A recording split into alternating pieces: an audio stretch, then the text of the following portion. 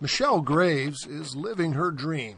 A trail guide in Utah's newly designated Red Cliffs National Conservation Area, she leads clients through 45,000 acres of some of the most ecologically diverse landscape in the West. I wake up every morning and just go, wow, I can't believe I live here. And I get back in the mountains, and it's spiritual for me. It really is. This public land is rugged and scenic, offering a network of over 130 miles of non-motorized trails. It also shares much of its border with a city of nearly 90,000 residents, St. George, Utah. It is why Michelle moved here 4 years ago. I really told the realtor that I only wanted to look on this Red Mountain corridor, and I wanted trail access. And I wanted that because that's what's the most appealing to me in this area. Michelle is part of a growing contingent of transplant residents to southwest Utah, attracted to the area's mild climate and almost limitless opportunities for outdoor recreation in a spectacular setting. It's really like no other place. You can be to so many trailheads and so many places in such a short distance, and it's really a treasure, and we want to preserve it. It is a familiar management dilemma: how to protect such precious areas while also allowing access to a growing number of enthusiasts.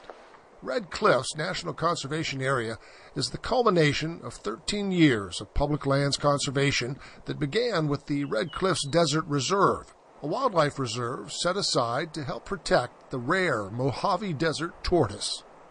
It's challenging to allow people access to the reserve, to enjoy the reserve, yet maintain and protect habitat, tortoise habitat, as well as populations of tortoises. The Mojave Desert tortoise is federally listed as a threatened species.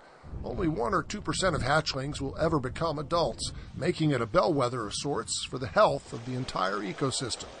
I think the tortoise is like an umbrella species. Basically, the health of the individual tortoise and the population of tortoises within the reserve really is a mirror to the health of the reserve.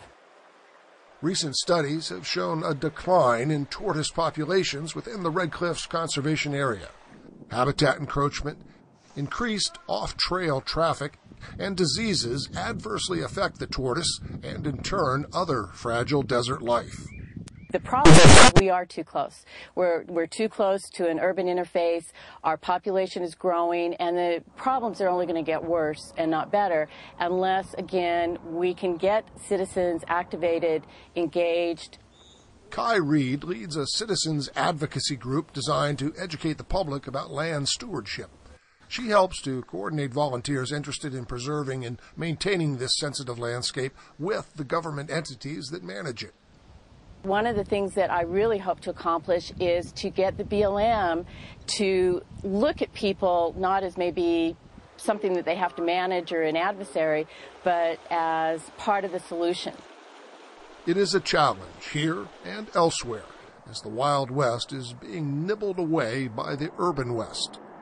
Always the question will be, how are we going to balance the human uses that are authorized out there that are consistent with the protection of native species and habitat?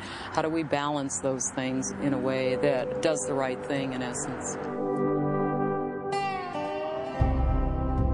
For This American Land, I'm Bruce Burkhardt.